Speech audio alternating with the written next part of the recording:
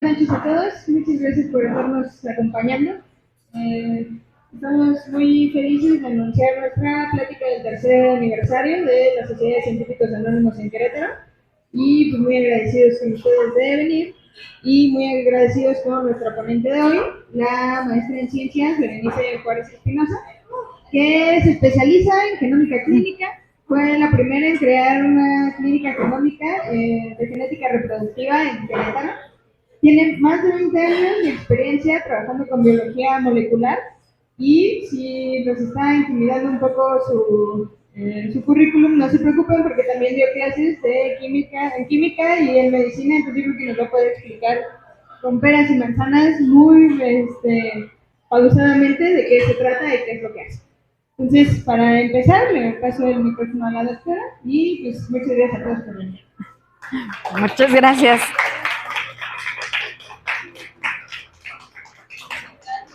Déjenme decirles que esto está peligroso, pero voy a bajar esto y que no la veo.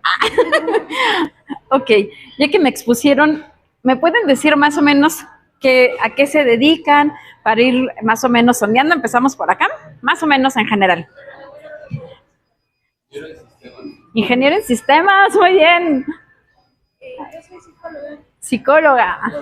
Psicólogo, ay, qué miedo. Químico, muy bien. Nutrióloga, ay, muy bien. Ay, mono, muy mala. Sistemas, muy bien. Arquitecta. Biotecnóloga. QFD. Ya sabíamos. Ay, sí, no es cierto. Por acá. Psicóloga forense, muy bien. Por acá. Química. Veterinaria, muy bien. Sistemas. Mecánico eléctrico, perfecto. ¿Por qué les pregunto? Porque luego me ha tocado ponencias que son muy del área y entonces, pues bueno, ya vamos enfocando. Pero está muy padre que tengamos aquí los de sistemas. Ahora, todo el mundo ha de haber pensado que genética forense era de cadáveres, porque la gente siempre que forense son cadáveres, pero bueno, ya sabemos que no. Genética forense es muy amplia y nos vamos a dedicar nada más. No, yo le muevo. Sí, muchas gracias. Y vamos a ver las pruebas de paternidad nada más. ¿Okay? ¿Qué va a ser importante que les diga? Que forense, pues se aplica, la genética forense es por las técnicas que nosotros ocupamos y que todos se vayan aquí ahora, quiero dormir tranquila de que forense, pues viene de forensis y llega a nuestro idioma ya como forense. Y esto era porque, pues bueno, en la antigua Roma, pues se hacían todos estos en los forums. Ahora, por ejemplo, los jueces estamos en los juicios y hay un fórum, ¿no? Ahí es donde tenemos que exponer nuestros, pues ahora sí que las evidencias o lo que nos toque hacer. En mi parte, por ejemplo, en estas pruebas tengo nada más dos campos, el que es penal, que ahí son orales, aquí sí es el fórum, y los de paternidad, que aquí los juicios son civiles y todo es a través de escritos, ¿ok? Son dos modalidades completamente diferentes y, bueno, a final de cuentas, pues tienen dos intenciones muy diferentes. Y sí les tengo que presentar a estos personajazos, unos por malotes, ¿verdad? No todos por buenos, pero un poquito para que vean hasta dónde han llegado estas pruebas. Aquí les presento a Colin. En el 87 fue la primera vez que se ocupan estas pruebas de genética. La historia es un poco simpática, pero en el libro lo pueden leer, que es un libro que escribí hace poco y traje dos para que se los rifen, por eso les dieron estas calcomanías. Y él fue en Inglaterra y justamente con estas pruebas por primera vez identifican que él era el violador y el asesino de dos mujeres. En el 92, este tipo, Joseph, nefastísimo, porque fue quien hizo las mayores investigaciones clínicas y en gemelos brutales, por los cuales fue pues justamente perseguido a nivel internacional. Y bueno, con esto confirmaron que efectivamente él, y pues ya no había a quien buscar, ¿verdad? Este personaje, Kirk, fue el primero en salir de prisión. A él lo habían encarcelado porque, igual con cadena perpetua y todo, porque supuestamente había cometido un asesinato y a través de estas pruebas sale liberado. En aquel entonces eran muy caras y con él empieza justamente, no sé si han escuchado, el proyecto Inocencia, porque decían, hay mucha gente adentro que está afuera y mucha gente afuera que debería de estar adentro, ¿verdad? La famosísima oveja Dolly, la que fue clonada. Este es otro campo en donde con estas pruebas en el 97 efectivamente se evidencia que fue un clon, porque es igualito, igualita a la oveja anterior. A este sí se los presento porque es Alec, chicos, Alec. Este personajazo estuvo genial. Él es el descubridor de los famosos, de la famosa huella génica, los famosos fingerprinter, que fue en el 95. Eso estuvo genial porque en Inglaterra estaba haciendo sus estudios y cuando tenemos todo nuestro genoma y le ponemos unas cositas que lo rompen, se supone que lo rompen en sitios muy específicos. Y resulta que cuando él metía unas pruebas, no cortaba exactamente igual. Y él decía, ya saben, ¿no? El estudiante de doctorado se equivocó. Ahora, vuelve a meter. Entonces lo vuelve a meter y se da cuenta que no, que es diferente. Entonces obviamente andan sagrando ahí a todos los postdoc y los que se portaban mal, ¿verdad? Les empiezan a tomar muestras. De hecho, él estaba haciendo cosas de investigación en inmunología y descubre que efectivamente cada quien tiene patrones diferentes. Y a partir de ahí surgen las pruebas de paternidad.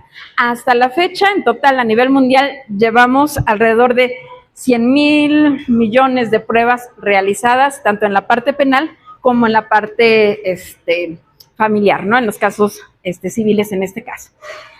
Y ahora los de sistemas, me encantan porque yo no sé de sistemas, pero literal, esto es un sistema, y me van a decir, ¿y dónde está el DNA? Para poder hacer este tipo de pruebas, ¿no? Si estoy diciendo que vamos a ser iguales. Todos los seres humanos, si nos hacen pedacitos, vamos a tener varias células. Estas células, además de que están aquí en una membranita, protegido de alguna manera, hay otra membrana en el núcleo y ahí está algo que se llaman cromosomas. Estas son las cajas que protegen nuestro material genético. Sería muy grave perder DNA, porque la progenie hasta se puede perder la especie, ¿no? Así que estos empaques, que se llaman cromosomas, pues permiten que este DNA se proteja de tal manera que hasta después tendríamos esta hebra. Está muy protegida, ¿ok? De hecho, si hiciéramos pedacitos a un ser humano, a un adulto, y todo el DNA de sus células lo pegamos, imagínense, llegamos al sol, ida y vuelta. La capacidad de empaquetar esto en estos cromosomas es verdaderamente impactante. Digo, si no se les cayó la peluca, ahorita sí se les va a caer. Ahora bien, antes, no sé si llegaron a ver estas películas de, sí, por el tipo de sangre sabemos que fue el asesino, ¿no? Y entonces, antes así también se hacían las pruebas de paternidad. Levanten la mano quien es, por ejemplo, O positivo, de tipo de sangre O positivo. Pues tenemos un asesinato allá y ya hay 3 mujeres que pueden ser. Si se cruzaban en el camino, se iban al bote, porque era la única manera. Imagínense si nada más hay muy poquitos, y eso eran alrededor de los 60, ¿no? Que era con el tipo sanguíneo. Ya a partir del 87 les mencioné que a partir de ahí el DNA tiene ciertos marcadores. El DNA tiene muchas cositas, es como si fuéramos en la calle y me encuentro un bache, me encuentro un tope, me encuentro varias cosas. Si nos concentramos en estas cositas, son secuencias que no codifican para genes, eso es importante decirles, pero les llamamos CTR, son los famosos marcadores por las siglas en inglés, ¿no? De short and repeat. Pero estos marcadores, el número de repetidos nos hace únicos. Así mi hermano pueda tener los mismos, mi hermana pueda tener los mismos, que es lo que nos preguntan generalmente en las pruebas de paternidad. Oye, pero ¿y si es de mi hermano? Y ya cuando lean el libro, ya, ahí les platico una historia, pero podemos hacer la diferenciación porque son completamente diferentes, ¿ok? Así es que, señor, si usted tiene que pagar la manutención, ¿cómo le explicamos que sí? Ahora, aquí viene un tema álgido porque luego dicen que si las mujeres son más o o somos más listas o no. Y déjenme decirles que de ese paquete que se acuerdan que les llamábamos cromosoma, estas cajitas del 1 al 22, los hombres y las mujeres del 1 al 22 somos iguales, igualitos. Tenemos los mismos genes, la misma cantidad de DNA, así que pues ya está como, a ver, pues qué ole, ¿no? Pero estos paquetes, hay algo que nos diferencia, sí, entre los hombres y las mujeres. ¿Y qué es eso? Este se llama el cromosoma sexual, el X y el Y, y esto nos va a dar un varón. Si estos son 2X, va a ser una mujer. Así que nada más los hombres y las mujeres es lo único que nos diferencia. Y si ustedes observan, este cromosoma Y es el único que existe en los hombres. Así que en las pruebas de paternidad, ¿qué pasa si fallece el papá? Ah, pues tenemos el abuelo. Y podemos hacer estas pruebas únicamente con el cromosoma Y. Las pruebas que les voy a presentar ahorita abarcan todos, porque todos los cromosomas tienen estos marcadores. ¿Okay? Entonces, del 1 al 22 somos exactamente iguales.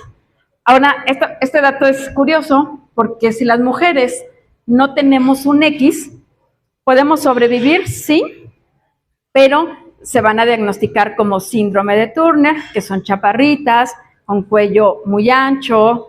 Ya me hice mi cariotipo, no se preocupen, porque todas las mexicanas somos chaparritas.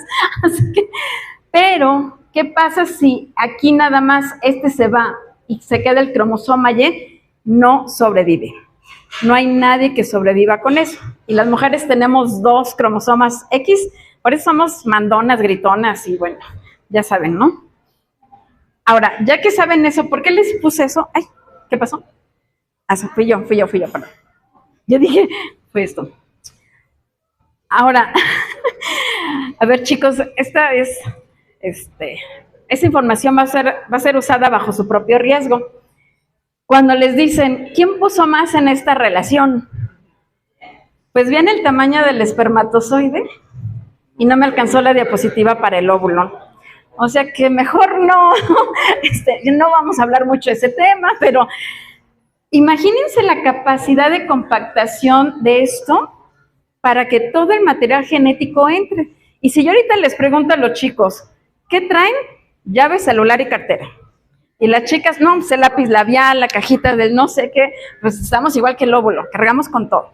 Pero ¿qué es lo que llevamos ahí adentro? Pues todo lo que les decía que contiene la célula. Las mitocondrias nos las dio la mamá. El aparato de Golgi nos las dio la mamá. O sea, el papá nada más puso el material genético, literal.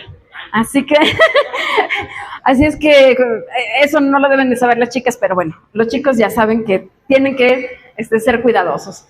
Ahora la pregunta del millón, ¿quién da el género? ¿Quién, si yo soy mujer, quién decidió, mi papá o mi mamá, que yo fuera mujer? A ver, levanten la mano, ¿quién dice que el hombre? ¿Las mujeres? Las mujeres, muy bien. Pues ahora sí se les va a caer la peluca. Ah. Quien decide el sexo es el hombre. ¿Por qué? Porque son los únicos que tienen el cromosoma X y el cromosoma Y. Las mujeres jamás podemos generar un varón. Así es que cuando les digan, dame un hijo, no, pues échale ganas tú, porque yo, pues, no hay manera. Así es que deslíndese de toda responsabilidad, chicas. De tal manera que los espermatozoides, el 50% van a generar mujeres y el otro 50% van a generar hombres, ¿ok? Obviamente los que van a ser ligeramente más, menos pesados, más bien dicho, van a ser los cromosomas Y. Cuando hacemos las técnicas de reproducción asistida, está prohibido sexar. ¿Lo podemos sexar? Sí. Podemos separar los cromosomas y los cromosomas X y los cromosomas Y, pero son prácticas sexistas, excepto esté indicado por una enfermedad genética. Ahí sí, ¿ok? Entonces, esto es importante porque si yo les digo que el papá no, ya murió o algo le pasó, pero tengo al abuelo, ¿qué creen? Pues el abuelo va a tener exactamente el mismo cromosoma Y, ¿ok? Ahora, con las mujeres, nosotros no tenemos cromosoma Y. Y a veces nos ha pasado, bueno, del verbo me ha pasado, que no sé por qué me pasa, pero en una penitenciaria de mujeres, al momento de hacer la prueba, pues resulta que era un hombre en lugar de una mujer.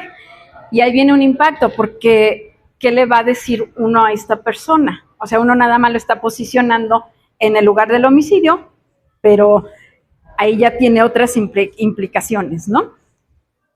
Ahora bien, ¿cuáles son los tipos de muestra? Siempre me preguntan, ¿pero qué muestras podemos ocupar? Y todo el mundo, ¿en dónde creen que les podamos ocupar para hacer las pruebas de paternidad en general? ¿Alguien sabe? ¿O qué se les ocurre? ¿Qué es lo más frecuente? La donación de órganos. ¿Donación? No, un riñón, no, espérenme. ¿Cuál? ¿Qué decían? ¿Por acá? En semen podemos identificar, pero es más complicado. Vámonos por algo más sencillo, la sangre, ¿no? Con sangre podemos tomar poquita muestra. De hecho, cuando hacemos ahora ya que todas estas tecnologías han avanzado, con una gota de sangre que quede en la alfombra, podemos identificar al homicida o al violador o al asesino, a lo que sea. La más fácil sería la saliva, porque nada más abre la boquita y no hay ningún problema. Con los bebés es más fácil, porque todo el mundo ha visto un bebé que babea hasta donde no. Así es que la saliva es también algo muy, muy sencillito. Ahora, ¿qué otros podemos tener? El cabello. Muchos ven no sé por qué está eso ahí, pero bueno. El cabello, todo el mundo nos dice, ay, pues te llevo cabello. Ojo, si no es del folículo y por lo menos hay 10 cabellos, no podemos hacer la extracción de DNA. Cuando a veces si nos dicen, es que teníamos aquí un cabello, dices, pues la fiscalía no podría dar eso, pero pues si la procesan, pues bueno, pero es rarísimo que con uno solo podríamos encontrar, ¿ok? Y yo les digo a los señores, a ver, arránquenle 5 cabellos, pues cualquiera se va a dar cuenta, ¿verdad? Entonces, esta parte es muy complicada. La exhumación de cadáveres es muy frecuente, principalmente nos sucede más en las herencias y estas cosas, que también en el libro viene otro caso, híjole, bueno, ya mejor lo leen, está muy bueno. Y lo que hacemos es la exhumación. Generalmente son en molares, porque ahí es donde se mantiene un poquito la pulpa, o dependiendo, a veces sí hay que revisar bien el cadáver, porque va a depender de el tiempo que estuvo, de qué tan degradado estuvo, la edad que tenía el personaje. Y generalmente para las pruebas de paternidad, pues obviamente las exhumaciones son de los señores, ¿no? Que pueden ser por algunas otras cosas, no necesariamente en paternidad. También tuve un caso en donde la mamá le dicen que su hijo murió aquí en México, era estadounidense, y la exhumación fue para identificar que realmente pues no le habían dicho mentiras y que pues sí era su niño, porque tenía 9 añitos. ¿Okay? La otra es en orina. Eso está muy divertido porque generalmente, también en el libro ahí platico algo, cuando les hacemos el antidoping, por ejemplo a la policía, no les avisan. Entonces avisan 24 horas antes al laboratorio para ir a recolectar las muestras. Y alguien salió negativo y el laboratorio que en ese momento procesó esa muestra decía, es que, o sea, yo no me vendo, dicen que sí, había consumido. ¿Y qué es lo que hicimos? Pues muy fácil, con la orina resguardada y la saliva del individuo, pues íbamos a ver si era o no era. ¿Y qué creen? Nos cambiaron la muestra. Los hombres entran con los químicos y las chicas con las químicas. ¿Y en qué momento? No, bueno, ahora pues ya los tenemos que revisar un poquito más, porque hasta calientita estaba la orina, así es que pues bueno. La otra que es muy frecuente son los cepillos de dientes. Nadie lavamos exhaustivamente nuestros cepillos de dientes, hasta con hilo dental, nadie. Entonces, chicos, si se les desaparece su cepillo de dientes, es que pues alguien se lo llevó, porque en las paternidades anónimas generalmente pues nos llegan los cepillos de dientes. Que generalmente las paternidades pueden suceder de diferentes maneras. Si bien al nivel legal va a ser para la custodia y los derechos y obligaciones que tienen, ¿no? Pero es viceversa, puede demandar el papá porque no le dejan ver al niño o la mamá porque no tiene la manutención, ¿no? Otras veces, pues sí son las herencias.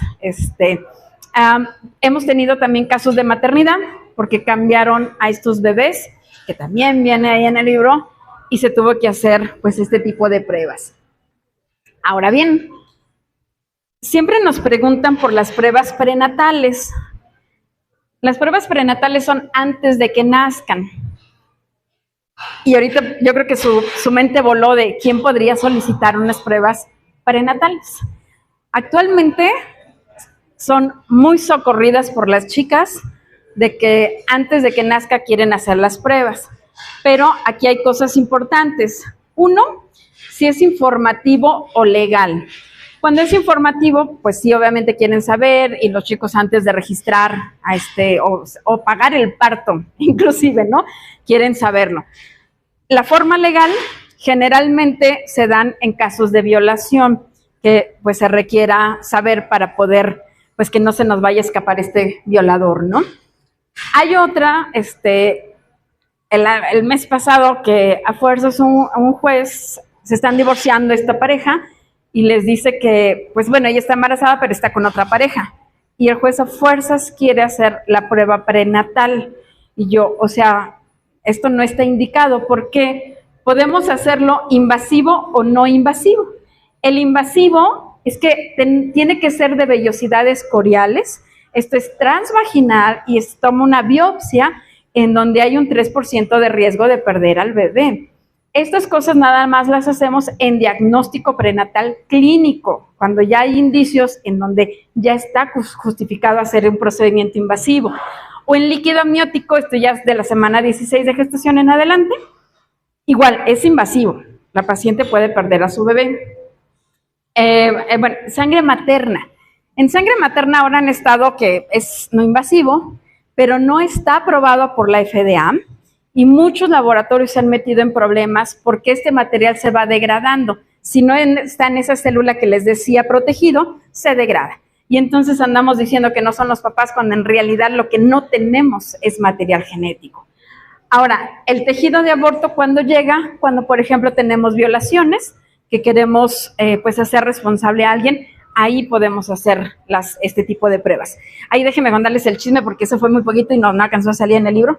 Pero se tuvo que hacer pues toda una redacción al juez indicándole que esa prueba no justificaba realizarla porque no era algo diagnóstico y pone en riesgo tanto a la madre como al feto. Entonces, no, bueno, fue todo un pancho y me va a odiar, pero pues bueno, hay que defender, porque la paciente no se lo quería realizar, ¿no? Además, ahora yo les pregunto, de todas estas muestras, ¿cuál sangre será la mejor muestra?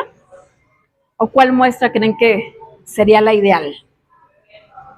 ¿Cuál? ¿Sangre? ¿Saliva? ¿Huesos? ¿Saliva? Pues cualquiera, ¿no? Prácticamente. Pero ahora están de que si no es en sangre, no es esa es la efectiva, en sangre. Y yo como, ¿por qué? Si también está la saliva o el cabello. Y bueno, yo creo que ya les explicaron sus papás eso de la abejita, que la polinización, ¿verdad? Entonces, si desde el principio las células tienen el mismo material genético hasta que son adultos, pues en saliva o en sangre va a ser exactamente lo mismo. Entonces, no hay por qué picar, por ejemplo, a los bebés, a los niños, imagínense a un niño con autismo de 5 años, picarlo, pues no está tan sencillo. Y con saliva, pues es muy sencillo. Pero hay un mito, inclusive hasta en los químicos, ¿eh? No, es que en sangre es la mejor prueba. Yo, ¿cómo por qué? Pero ya saben que no, ¿verdad? Puede ser cualquier muestra que podamos obtener. Ahora, ¿qué hacemos en el laboratorio? Ya una vez que pasamos todo esto, que es todo un embrollo, ahora sí, ya que llega al laboratorio, ¿qué vamos a hacer? Aquí en el laboratorio vamos a extraer ese DNA. Ojo, luego lo que ustedes ven en las películas de que, ay, le voy a raspar y del vaso, eso no es evidencia para el juez y va para la basura. Entonces, Inclusive también me ha tocado en donde pues la niña ha sido la pequeñita ha sido violentada, pues no la quieren exponer a los papás y tomamos la muestra afuera de juzgados y el juez así de, ¿qué? Yo no estuve presente, o sea, me hacen tirar la muestra y volverla a tomar en su presencia, que es lo correcto en realidad, para asegurar que se le está tomando a las partes. Entonces ya una vez que extraemos el DNA, sea en sangre, en saliva, en hueso, en donde sea, se queda ya encueradito, ¿no? Esto que les pongo aquí es una foto, antes así medíamos, porque tenemos que saber qué tanto tenemos y si está óptimo, ¿no? La calidad. Y ahora, en este micropuntito que ni se llega a ver, podemos cuantificar. ¿Para qué nos sirvió esto? Principalmente en las pruebas forenses, en asesinatos y en homicidios, con muy poquita muestra podemos recuperar. De hecho, en las muestras, son geniales en las de los cigarros, ahí pues se queda súper bien la saliva. Y luego hasta decimos, no, bueno, o sea, es que estos fumaron de 3 tipos, qué asco, porque hay 3 patrones ahí diferentes, ¿no? A través de estas evidencias que se recolectan, pues podemos identificar o ubicar a diferentes personas. Y les presento a Mullis, chicos, este personaje se sacó iba a decir la lotería, pero no algo mejor, se sacó el premio Nobel por haber ideado la famosa PCR. Gracias a COVID ya todo mundo sabe qué es la PCR, pero no es más que una copiadora y prácticamente hacerlo in vitro, pues le llevó a ganarse el premio Nobel. ¿Por qué necesitamos sacarle copias? Porque es muy poquito DNA y tenemos que duplicarlo varias veces, ¿ok? Estas son como la super tecnología que podemos hacer. Y luego tenemos que hacer con los secuenciadores. Sí. Ahorita que mencionaste lo del cigarro, o sea, si toman una muestra de saliva, Para que te escuchen. si tienes una muestra de saliva, pero resulta que es la mezcla de 2 salivas distintas, o sea, ¿qué obtienes? ¿Como una mezcla y se confunde o no se confunde? O sea, ¿cómo se separa? ¿Cómo se separa? ¿Cómo lo vamos a separar? ¿Se acuerdan que les decía que estos paquetes venía uno de nuestro papá y uno de la mamá? Siempre vienen así. O sea, el paquete 1 y el paquete 1 viene del papá y de la mamá. Cuando tenemos estas salivas mezcladas, vamos a tener estos repetidos, que no sé si alcanzan a ver, pero estas secuencias repetidas en mí pueden ser 5, en el amigo 7, en otro 9, y son tan específicas que al momento de nosotros ir al penal y tomarles las muestras, podemos hacer las coincidencias de los genotipos. Y ahí decimos, estos 2 coinciden con este fulanito. Y se pueden ir separando los genotipos. Inclusive en las violaciones también, que hay varios tipos seminales, podemos diferenciar entre varios violadores, porque el genotipo está cañón, ¿sí? Somos súper únicos, sí podemos identificar. Inclusive nos decían, hay uno, ya tiene un ratito, que fue una violación de 2 hermanos y se puede identificar si los 2 violaron o no violaron a la chica, y efectivamente los 2 habían violado a la persona. Ahí ya se posicionan estas 2 personas en el mismo lugar, pero fue por espermas y sí lo podemos identificar. Ahora bien, ya una vez que sabemos estas repeticiones, pues hay que esperar los resultados. ¿Y qué resultados podemos tener? No me voy a meter a detalle todo lo que podríamos hacer, pero este es el ejemplo más sencillito, ¿no? Si les estoy hablando de las repeticiones, el papá tendría que tener, aquí por ejemplo nos ponen 6, uno del papá y otro de la mamá, y la mamá 4. Si tienen un chilpayate, pues sería 6 y un 4. Decimos, sí, mira, la mitad lo heredó de la mamá y la mitad del papá. En aquí tenemos 6, la mamá 4, y el chilpayato tiene un 8, y aquí empezamos a ver fea a la señora porque pues no, ¿verdad? Ahora bien, también nos ha pasado que de 3 hijos, a veces solo uno ese sí es el papá. Por eso a veces sí se tienen que hacer pues las pruebas a todos los hijos. Sí.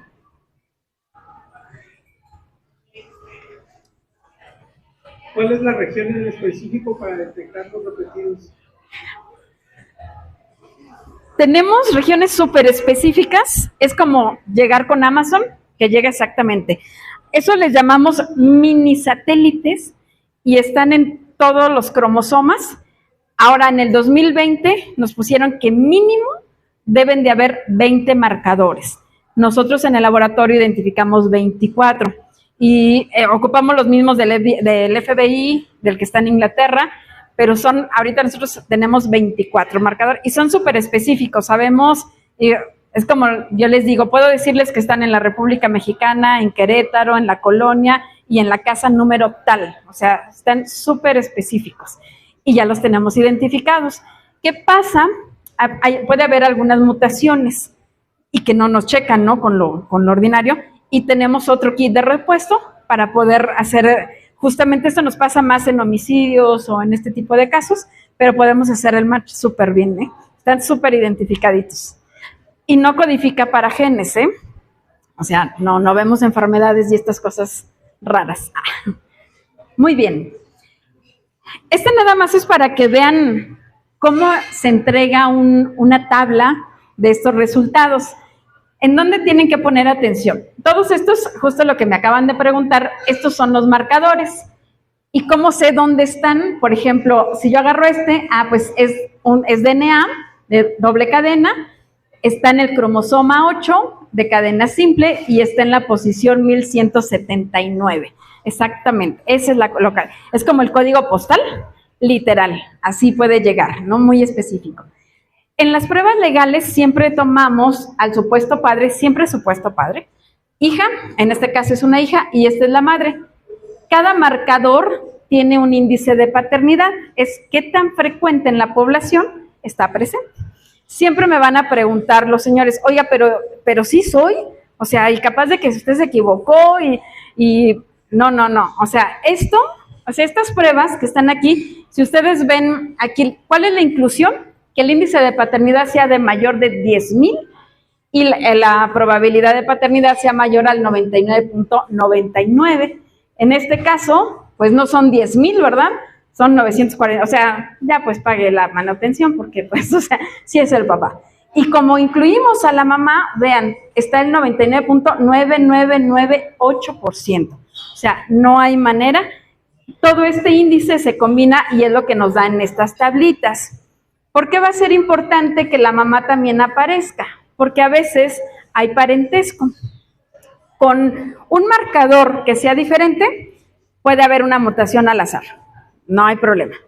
Con dos ya no hay manera que sea el papá. A veces sí me dicen, oiga, pero de 24 marcadores que usted hizo, nada más 5 no coinciden. Pues ya con 2 ya no fue. O sea, ya no hay manera que ese señor sea el papá. Cuando me preguntan, oiga, pero ¿qué tan confiable es que usted me diga que sí soy el papá y a la mera hora no soy el papá, no?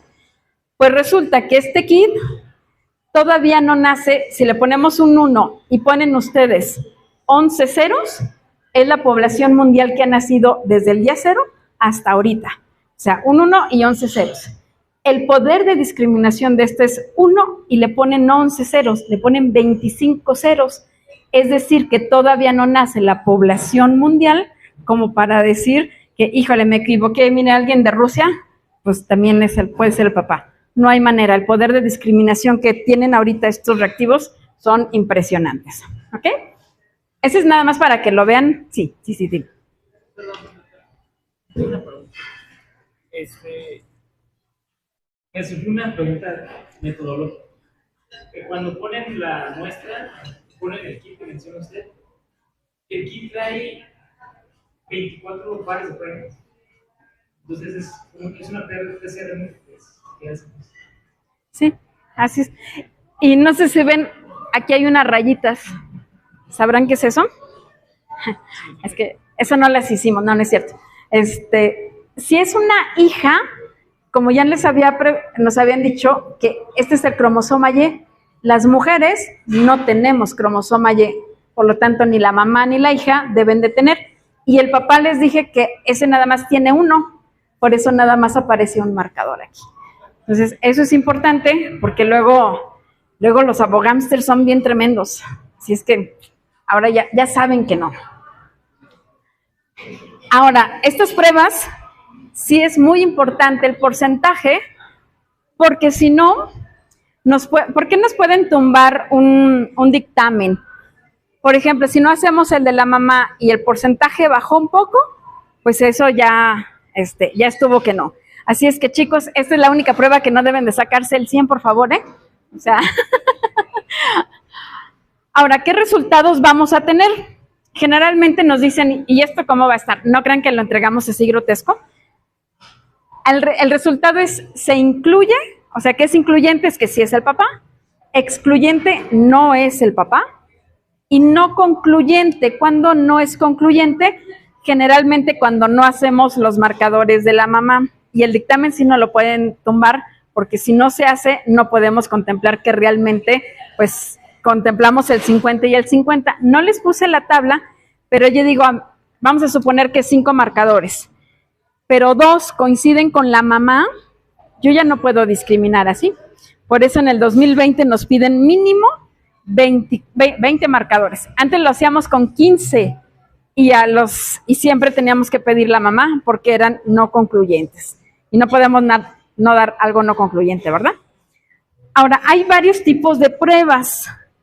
Las informativas y las legales. Las informativas es que cualquiera puede llegar, o sea, las chicas luego llegan con varios y así de, yo, no, pues no voy a decir que ya es el quinto, tranquila, no pasa nada.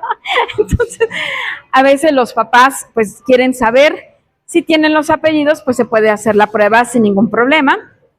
Y en la informativa nada más decimos si es o no es el papá.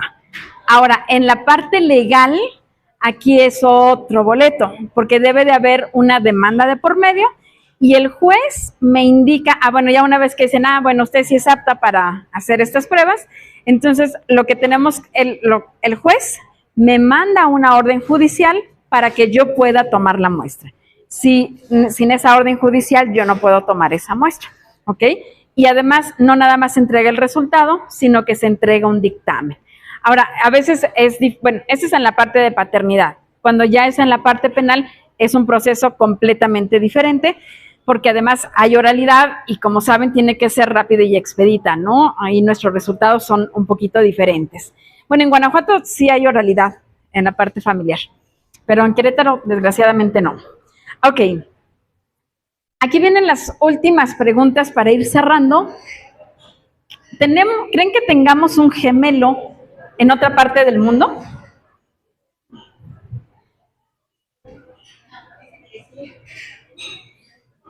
Dicen que sí. Pues justamente ese es el debate con un traductor que tengo ahí, pero si les acabo de decir que el poder de discriminación son 25 ceros, no hay una sola evidencia que demuestre que tenemos un gemelo en otro lado. Así es que un gemelo malvado. Ojo, ¿qué sí puede pasar? Si tenemos, eso nos pasó en un caso penal, que son gemelos. ¿Qué pasa en los gemelos? Eso sí tienen el mismo material genético. Y yo le decía al juez, es que aquí no podemos distinguir porque a lo mejor el que está afuera fue realmente el violador y el asesino, el que está adentro, ¿no? Porque el material genético en gemelos es igual. Ojo, gemelos es lo mismo. Luego dice, sí, es que son cuates. Mal llamados cuates, son mellizos y los mellizos generalmente son niño y niña. Entonces, cuando son gemelos, es un niño y una niña. No, si es un niño y una, no son gemelos, estamos de acuerdo. O son 2 niños o son 2 niñas. Es el único caso que lo mandé a México porque se pueden hacer algunas otras pruebas que están avaladas por la UNAM para que hicieran eso, pero la niña tenía 9 añitos y ahorita ya tiene 11 y seguimos con ese caso porque nada más hay una sola prenda y pues son gemelos. Hay uno encerrado y el otro libre. Así es que, pues bueno, estaremos en espera. Ahora, la otra, al realizar la prueba, ¿se puede descubrir alguna enfermedad genética? Te lo paso. Perdón. Dentro de esas pruebas para gemelos, ¿hay algo que pueda realizar la epigenética? ¿Las pruebas que hicieron fueron de eso? Sí. Justamente con epigenética. ahí sí podíamos distinguir, pero como aquí no la aprobaron y no, dije, se pueden ir a México, pero siguen sin aprobar ni meterla como tal, pero sí con las pruebas epigenéticas, pero como solo hay una sola prenda íntima, con lo que se tiene que hacer todo. Y pues sigue ahí, ¿no? Esperemos que no se siga degradando eso. Es posible que, digamos, como que en plan nacional, ¿no? Todos los niños cuando nazcan se les tomen sus indicadores, se almacenen en una base de datos y ya después puedas hacer comparaciones sin necesidad de preguntar. Bueno, ¿sí me explico? O sea, como hacer, así como la CURP, que digan, van a asociar todos tus indicadores de... ¿Sí se puede? No, te respondo. Yo te respondo. Ese ha sido un temazo en la parte clínica, porque de manera muy cercana mi cuñado adoptan a un niño y luego adoptan a una nena, y la nena clínicamente yo decía, pues no, pero es mi pariente, yo no puedo pues hacer un tipo de interpretación, análisis, dije, pero tienen que ir con el genetista. Y llega con el genetista y así como que, ¿y antecedentes? Pues, ¿cómo le explico? Nadie, y de hecho se metió aquí a revisión hace muchos años, que los chicos que fueran para adoptar tuvieran algún antecedente, por lo menos el antecedente, porque cuando los adoptan, de hecho, con una fundación que trabajo, que son de niños cardiópatas, ella tiene una nena cardiópata, entonces se va a Estados Unidos, le hacen todo, y su nena ya tiene ahorita 21 años, ¿no? Y hace 3 años se entera que es hija adoptiva. Entonces, todos los datos que dio de genética, pues a la basura, porque pues ella es adoptada, o sea, no sabemos nada. No se puede hacer por cuestiones éticas que demos nuestro material genético, porque ha sido todo un debate, ¿no? O sea, es mi información y yo no la quiero compartir, ¿no? O sea, ¿por qué la voy a compartir? Es un tema, hay muchos temas en esto, pero es complicado. O sea, técnicamente sí sería... Técnicamente, pero sin problema. Sí, tú metes, bueno, es un poquito más complejo que esto. Cuando hacemos, por ejemplo, los estudios genómicos, que es todo el genoma, no son pedacitos, ¿no? Aquí es todo el genoma, se meten en las bibliotecas, les llamamos bibliotecas genómicas, de cuenta que todo el DNA lo partes en pedacitos y lo vas guardando en pedacitos y se puede quedar ahí almacenado, o lo puedes secuenciar, lo ideal es secuenciarlo, se sube a la nube y ahí se queda forever and ever, o sea, años. Pero el tema es ese. Y la otra es, si me detectan una enfermedad, o sea, yo quiero saberla. Tengo pacientes de Huntington, que es una enfermedad que no tiene cura, empiezan a temblar y cosas así. Decíamos, estábamos haciendo este tipo de pruebas, eso fue en Ciudad de México, y uno de ellos dijo, yo no me la quiero hacer. Entonces, no, pero es que mire que... Dije, claro, pues tiene todo el derecho. Quien descubre la enfermedad de Huntington a los 40 años no sabía si quería o no quería saber. Yo ahorita les podría preguntar, no vayan a contestar, ¿verdad? Pero yo les digo, si yo les dijera, sí tienen y se van a morir ya en 5 años, ¿quisieran o no quisieran saber? Y entra un debate porque va a decir, no, sí me porto mal y tomo chela hasta... No, o sea, realmente, porque no hay cura.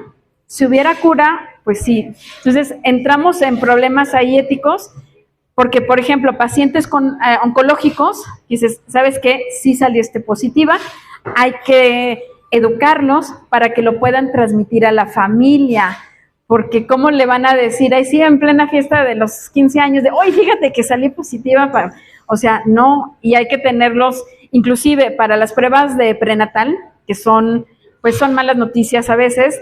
La paciente tenemos que saber si está sentada, si viene acompañada, la expresión, o sea, uno no puede hacer ninguna expresión, las mamás luego de, algo tiene, o sea, a ver, ya vi, ¿no? Ya empiezan con esta angustia porque lo perciben. O sea, el entrenamiento en la parte de investigación es muy diferente al entrenamiento clínico, porque es cómo lo dices, a quién se lo dices, y además son decisiones de vida. Pero en este caso, por cuestiones éticas, ahorita lo que sí se ha hecho son las bases de datos de criminales, ¿no? Que eso sí, se ingresan a las bases de datos y podemos buscar. en México ahorita, desgraciadamente, con las fosas estas clandestinas, pues se ha ido agrandando pues esta base de datos. A nivel clínico también decían, oigan, ¿por qué no hacemos el exoma pues a todos los niños, ¿no? Cuando nacen para ver si tienen, y uno dice, a ver, si la tecnología cambia al siguiente, va a ser más robusta, y a lo mejor en estos no los detectaste, pero en nosotros sí, y entonces empiezan problemas éticos muy graves, inclusive en pacientes de infertilidad que sabemos que tienen un problema. Les decimos, es que mire, si tienen niñas, van a tener si tienen niños, va a tener este problema. Si son niñas, no. Ah, no, yo quiero un niño. Oiga, pero este niño va a ser infértil porque, o sea, yo quiero un niño. Y entonces empiezan las preguntas. ¿Cuándo yo le tengo que decir a mi hijo que él es infértil? O sea, porque el papá está decidiendo que sea un varón. Entonces, ahí sí, generalmente somos grupos multidisciplinarios que entra toda la parte de psicología, la parte de, hasta de cirugía, inclusive. O sea, sí, tecnológicamente sí lo podemos hacer. Y además, ni siquiera necesitamos refrigeradores porque se pueden almacenar en las bases de datos sin problema. Es una pregunta medio loca. Esos me gustan. ¿Con esos estudios se puede determinar la tendencia? ¿Cómo va a ser una persona? Es decir, que sea una persona malvada. Que sea malvada. Eso fue muy sonado con el cromosoma, que hay un síndrome que se llama síndrome de Klinefelter, que eran agresivos y porque tenían un cromosoma de más. En el cromosoma más sexual, en lugar de 2, tenían 3. Y son pacientes que se les estigmatizó, pero no necesariamente. Toda la parte conductual y neuronal es súper diferente porque los genes no nos determinan. O sea, hay más conexiones neuronales que estrellas en el universo, cosa que es impactante, pero no necesariamente. Hay genes que se ha visto que están más relacionados a la agresividad y demás, pero es más complejo, ¿eh? No es un gen, ya una enfermedad. De hecho, ahora por eso son otros estudios que ya son genómicos, en donde toda la parte mendeliana ya no funcionó, porque estamos encontrando otras cosas que antes no encontrábamos, ¿no? Y más en endogamias, pero no, en los genes no hay reportes o evidencias que así. Ahora bien, hay síndromes que son muy característicos. Por ejemplo, hay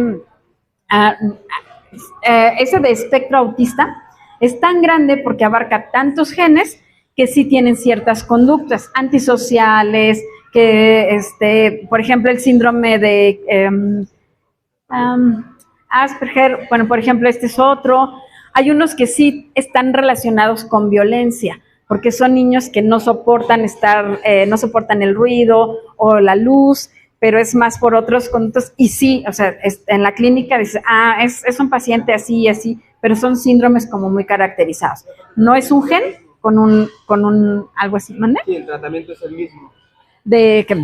Bueno, en caso de autismo, por eso ya se globalizó en espectro, porque al final de cuentas el tratamiento No, justamente la genómica nos ha ayudado que dependiendo de los genes, el tratamiento es diferente, porque hay vías que afectan una parte neuronal muy específica y se puede dar ese tratamiento. Hay otros genes que son diferentes y lo vamos haciendo más personalizado. Sí, la genómica ahí sí ha brincado. ¿Acá había alguna duda? ¿No? Ok. A ver, entonces, no podemos descubrir enfermedades, no hay genes, porque luego los abogados, no, es que se le dice a mi cliente que tiene una enfermedad mortal y se va a morir. O sea, no, espérenme, nada más vamos a ver si es el papá o no es el papá. O sea, no andamos hurgando. O sea, ya si usted quiere una prueba para alguna enfermedad, con mucho gusto le cobramos extra, ¿no? Eso es diferente. Ahora, siempre es mejor emplear la muestra de sangre, ya vimos que no, ¿verdad? Puede ser saliva, cabello, lo que sea. ¿Me pueden clonar?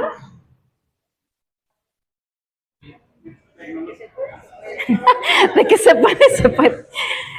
Las pruebas de paternidad no los andamos clonando.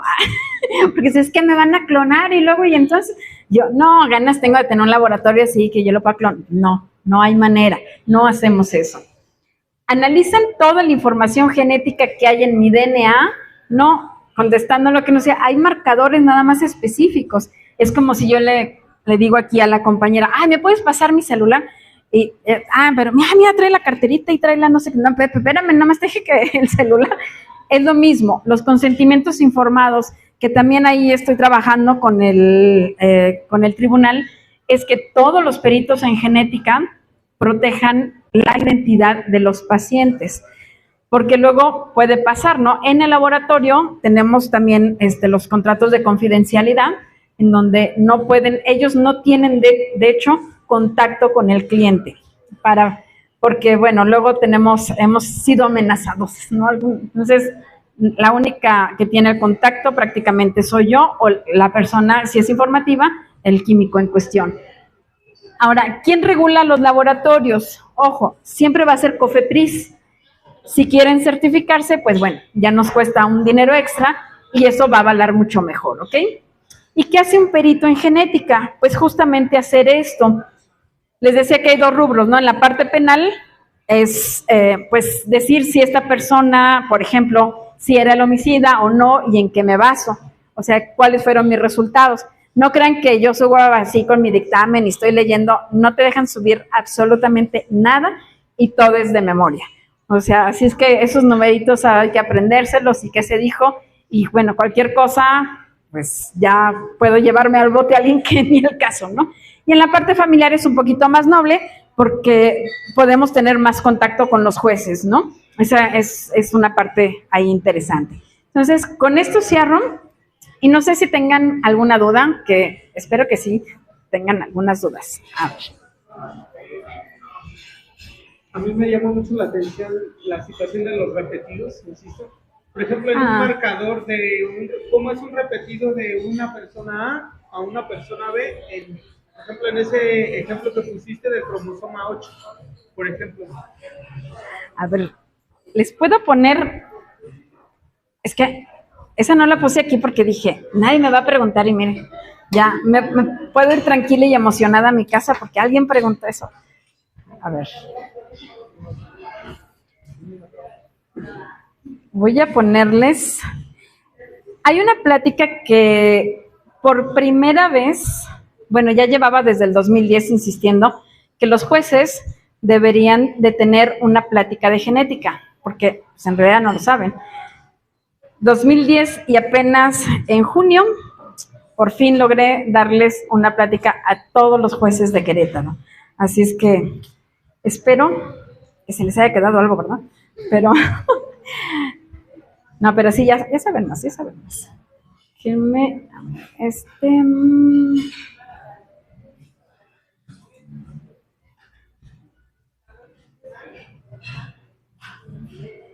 Son las 20.850 pláticas, ¿verdad?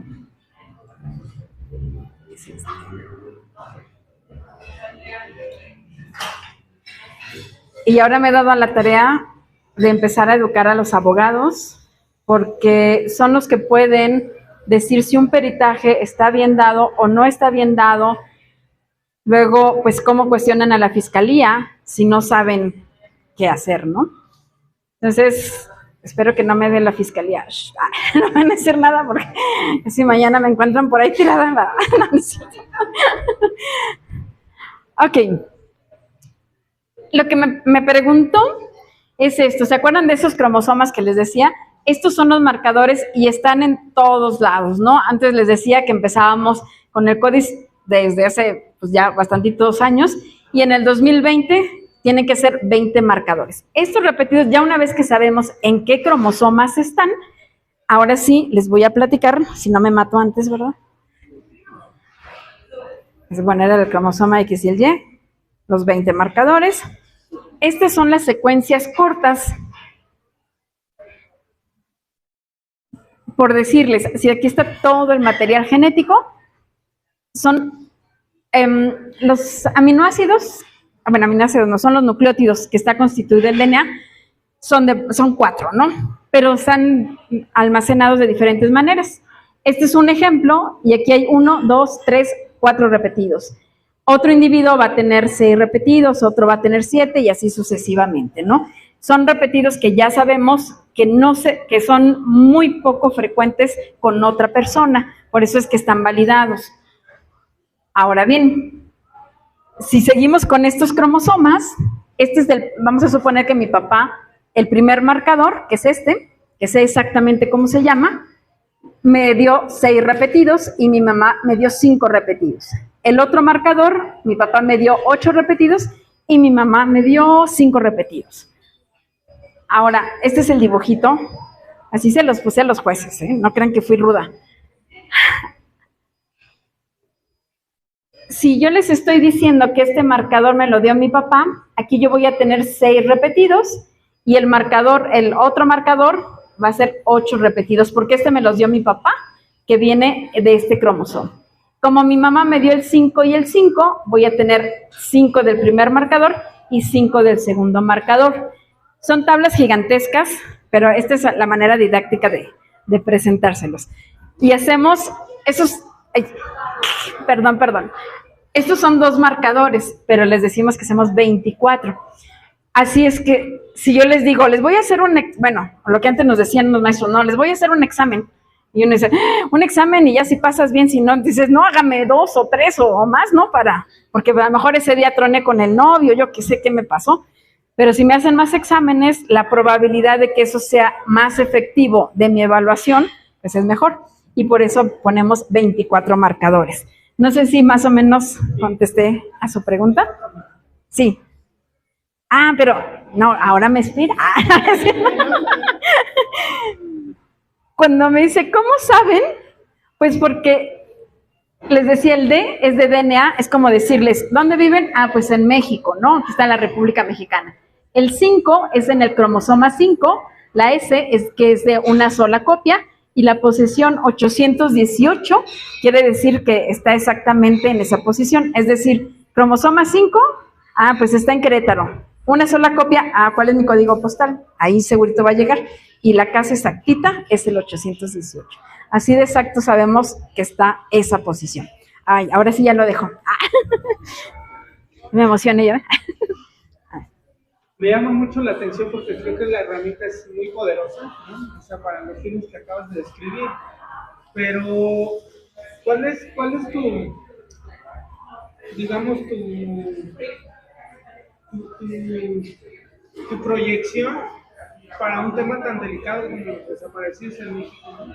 O sea, porque para mí, desde hace algunos meses o incluso años, se me antoja que esto tendría que estar establecido para quitar dudas de todo ese tipo de cosas, ¿no? Pero no sé cuál es tu opinión al respecto.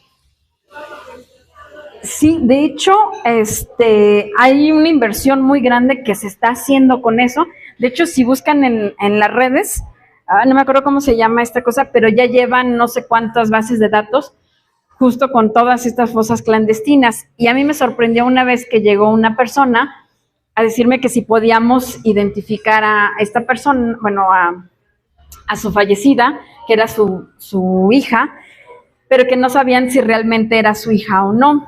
Dice, porque la fiscalía llegó y me dijo, no, pues sí, esta es su hija. Dice, pero pues ¿cómo? Dije, sí, pues lo hacemos, ¿no?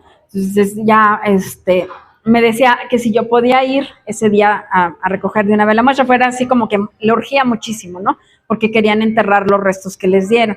Dije, bueno, pero pues yo llego a la casa y pues, veo el féretro y dije, pues ahí están los huesitos. Y no, era una bolsita, o sea, un costalito que le entregó la fiscalía. Y yo dije, Madre Santa, o sea, ¿esto qué como? Y entonces, pues ya hacemos la prueba. Yo le pedí cepillos de dientes, cualquier material que tuviera de la nena. Tomamos las muestras y efectivamente sí era esta niña. Estoy hablando acaso N1, o sea, así no se hace la ciencia, ¿verdad? Estamos un N de muchísimo. Pero sí se está haciendo y se está teniendo la base de datos. No se ha completado porque la cantidad infame que tenemos de desaparecidos está bestial. O sea, el gasto económico que eso requiere es muchísimo, pero que sí se han hecho, pero, o sea, encuentran a 2 y matan a 10, pues la verdad estamos como país ahí sí muy, muy mal, pero sí, ya existe la base de datos de desaparecidos. Si ustedes se meten, pueden accesar esa base de datos, pero es insuficiente todavía. Lamentablemente, pues ahora sí que eso no resuelve el problema, ¿no? Real que tenemos, pero sí se está haciendo en México y de hecho en otros países de Latinoamérica, porque se han detectado personas desaparecidas que migrantes, todo lo que es trata de, pues, de personas que está espantosísima y otros que pues ya ni siquiera se puede recuperar nada porque los deshacen con estos ácidos, ¿no? Entonces esas personas pues ya ni siquiera entraron pues a la base de datos, pero sí estamos, híjole, súper en pañales, la verdad es que no. No sé si tengan alguna otra duda, no creo que se vayan con esa imagen fea, ¿verdad? Pero bueno, lo único que les estaba diciendo es que con los jueces ya tienen una idea de por qué pedimos a la mamá. Luego me dicen, es que ¿para qué va la mamá si es un mayor de edad? No, pues no se trata de si es mayor de edad o no, estamos hablando de una técnica que eso va a potenciar si es o no es el papá, ¿no? Pero justo ahorita comentaba que qué miedo que los jueces estén tomando decisiones sin saber bien del tema. Entre comillas. ¿Cómo es eso? O sea, Sí. ¿tiene alguien que los asesore? Les dije que no les iba a dejar con esas cosas feas, ¿sabes? No van a poder dormir. ¿Qué pasa? Ellos obviamente no lo saben todo y por eso hay una cartera de peritos en informática, en química, en medicina, en todo lo que ustedes, o sea, hasta lo que no se imagina uno, también hay peritos en eso. ¿Y qué es lo que hacen? Ellos dicen, yo no sé de genética, pero tú explícame, ¿no? Entonces, sí es, no es. Pero ¿qué pasa, por ejemplo, en los cuando es un tercero en discordia? Cuando un perito dice que sí y el otro dice que no. Entonces, no, bueno, a ver, o sea, nadie va a mutar excepto nos vayamos a Chernobyl y pues ahí sí ya, ¿verdad? Decimos, a ver cómo. Pero yo les doy herramientas a los jueces para decir, a ver, mira, ¿cómo está bien hecho un peritaje? ¿Qué es lo mínimo que ellos deben de exigir? ¿En dónde se tienen que basar? ¿Cuáles son las evidencias? Por ejemplo, yo les decía, la Fiscalía no entrega los electroferogramas. Hay unas gráficas que no se las puse, pero esa es la evidencia. Y yo les digo a los abogados, pues la Fiscalía no está presentando la evidencia de que procesó la muestra. O sea, ahí le ponen un papel, pero por eso les digo, qué miedo. Pero los jueces toman la decisión en función de lo que uno les dice. A diferencia de la parte de psicología, que ahí sí es un poco más objetiva, aquí es lo que sale del equipo, es lo que yo entrego, si es o no es. En la parte de psicología, de servicio social o algunas otras áreas que no son ciencias tan exactas, pues, y siempre nos dicen los jueces y todo, no, ustedes no pueden sesgar ni decir, oiga, juez, yo creo que sí le tiene que, o sea, espérame, el juzgador, para eso se le paga, ¿verdad? Para que con todas las herramientas tome una decisión. Pero nosotros, nuestra chamba es entregar, o sea, yo sí he denunciado a un perito que entregaba una hoja así, e imagínense lo que decía, eso lo puse en la plática de los jueces, que decía 60%, entonces sí es el papá. 60%. Ustedes saben más ahorita que es mayor del 99%. Y yo, juez, o sea, eso jueces no lo pueden aceptar, como que el 60%. Y además no entrega gráficas, o sea, no hay evidencia de que hizo o no hizo eso.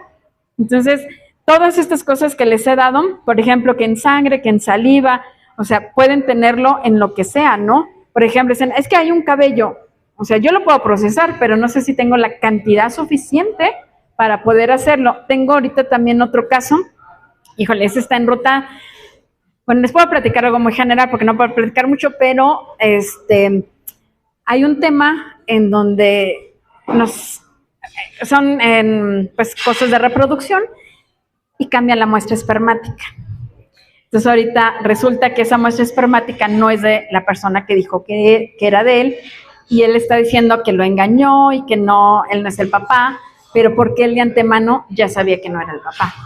Entonces hay embriones congelados y queremos ocupar esos embriones para saber si realmente pues esta persona es, pero como todo tiene que ser a través de los juzgados, yo digo, tengo que tener un mínimo de tanto DNA para saber pues si se puede hacer la prueba de paternidad. Si no tengo suficientes embriones, suficientes células, ya no podemos hacer esa prueba. También hace poquito de una violación, es el padrastro. Bueno, moví cielo, mar y tierra, porque esta chiquita fue violada por el padrastro, pero estaba en el hospital del niño y la mujer, y háblale a todos los amigos de, oiga, cuando salga el tejido, porque bueno, tuvo ahí un accidente la chica, teníamos que recuperar el tejido para poder hacer la prueba de paternidad con el cuate, porque además la mamá ya le había avisado al padrastro que le iban a ir a buscar, entonces ya andaba en Guanajuato el tipo, o sea, nefastísimo el asunto, y entonces ahí, por ejemplo, sí les podemos decir a los jueces, que era lo que también les explicaba, en tejido de aborto también lo podemos hacer, porque es material genético y podemos evidenciar que esta persona fue el agresor. O sea, hay muchísimas cosas que luego a veces no tienen en el panorama. Cuando luego no los cambian, o sea, en verdad, créanme que yo les he llevado un engargolado a todos los juzgados, así de cualquier cosa, aquí viene, afortunadamente a veces sí me hablan, no me pueden dar datos porque puede ser un expediente que inclusive yo estoy adentro, ya no, pues esto sí lo puede hacer, esto no lo puede hacer, pero luego si me los cambian y no hay esa confianza, yo les digo, de hecho, o sea, yo les dejo mi celular, mi teléfono, mis correos, o sea, aquí estoy, ¿no? O sea, no hay conflicto de intereses, pero pues que cada vez sepan más ellos que pueden hacer, y los abogados, porque también pueden pedir un mínimo en un dictamen.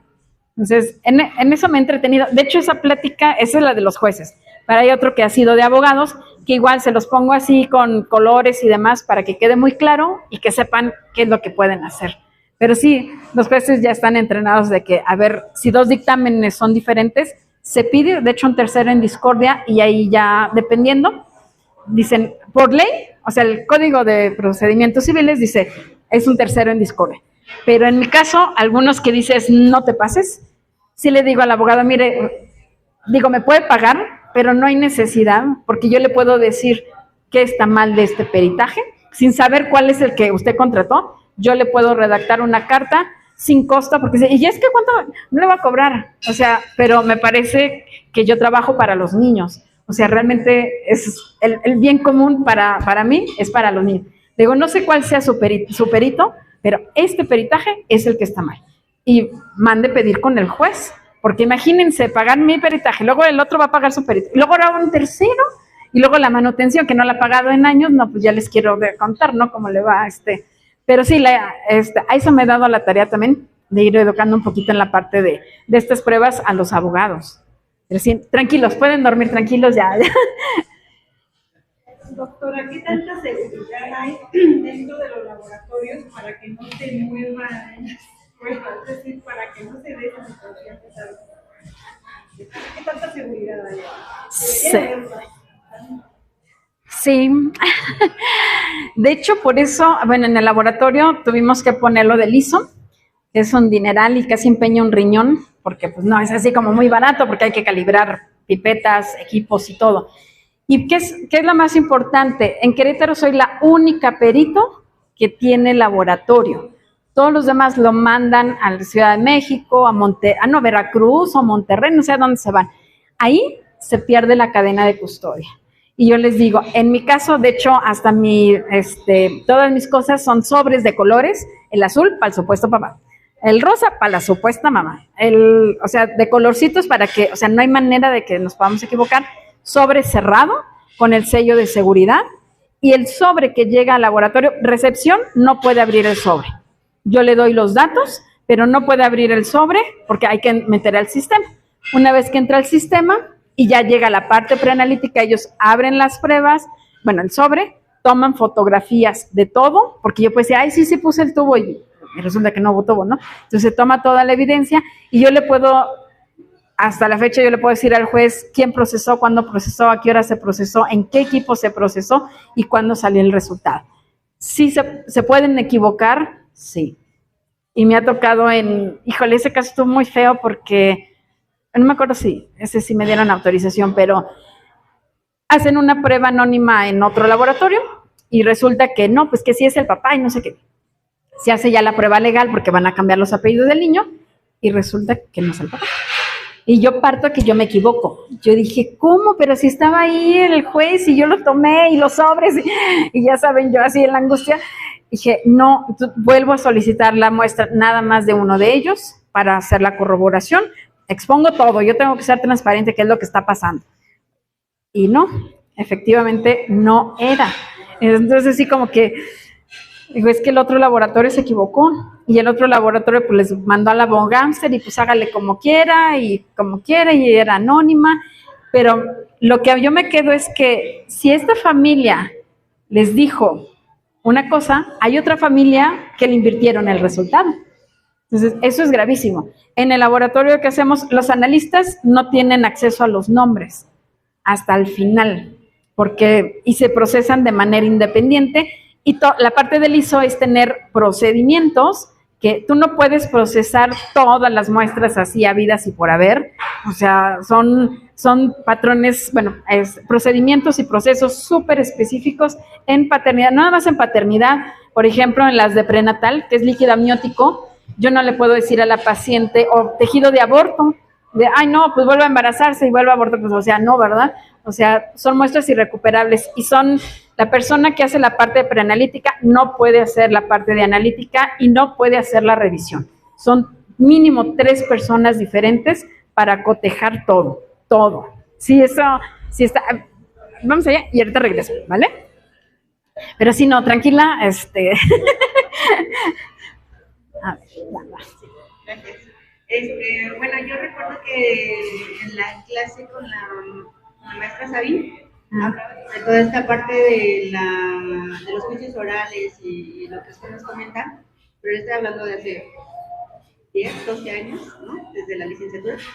Entonces, me preguntaba si, por ejemplo, ahorita usted que ya está con toda esta parte de estar en los juicios y por la parte genética, o sea, realmente ha habido un avance, porque recuerdo que ella nos decía que se venía todo esto, pero no sé si realmente a 12 años más o menos pues como de esa noticia, realmente sí ha habido esa apertura por parte del sistema penal para las opiniones, para el expertise que se maneja, o todavía hay como, no sé, como algunas limitantes, ¿no? O qué retos todavía a los que se enfrentan, ¿no? En esta actualidad. A ver, sí, esa pregunta también está padre. Ahí, en la parte penal, sí o sí tenían que cambiar a oralidad, y eso baja de gobierno federal. O sea, no era de si querías, mi rey. O sea, tienes tal año, comienza todo el país. Bueno, es que está terrible porque Puerto Rico, ¿sí ubican Puerto Rico? Llevan 200 años haciendo juicios orales. O sea, y nosotros en el 2015 ya todos teníamos en la parte penal. Pero sí, ya están, todas esas tienen salas de oralidad, todas. Y de hecho a los abogados tuvieron varias capacitaciones, los jueces también, pero ya, ahorita sí ya es una realidad, todo a nivel nacional, penal, es oral, todo. Y los retos son esos, ¿no? La parte del casi que les gusta, el 80% es decirte que eres incompetente, ¿no? Entonces ahí te defiendes, ya que sales invicto, dices, ahora sé que veníamos, si eso no es el agresor. Pero sí, el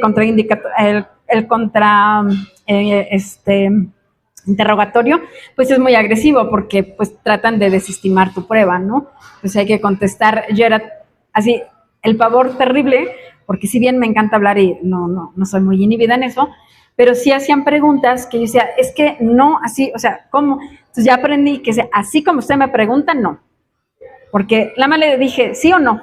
Ya no puedes decir nada.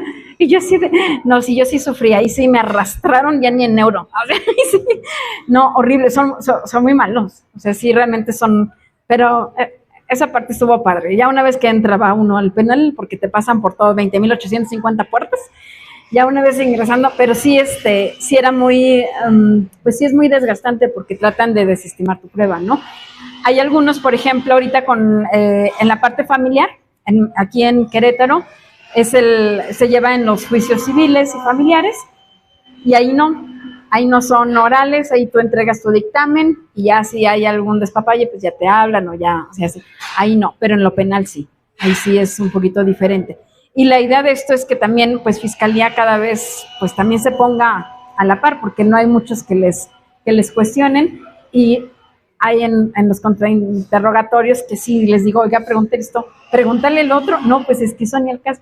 Entonces sí hay cositas que todavía falta, pero yo creo, pero ya la parte penal ya, todo es oralidad, ¿eh? Todo es oralidad.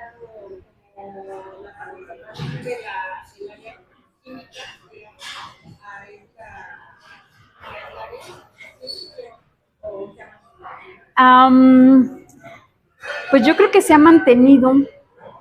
Pues bueno, ahora la fiscalía creció, no sé si eso es bueno o malo, porque quiere decir que no vamos por buen camino, pero en esa área, híjole, sí hay mucho campo, porque ahorita nada más les hablé de parte de paternidad, pero falta toda la parte de penal, falta la parte, de hecho, de genética forense en insectos, en algunas otras que no, pues los químicos no han figurado, pero que, porque no, están en pañales, ¿eh? Pero de que sí tienen campo, sí tienen campo, bastantito. Déjeme, acá pregunto algo. A ver, acá te paso. Yo tengo una duda curiosa. ¿Por qué son esos sitios en los cromosomas y no otros? ¿Es azaroso o es que llaman?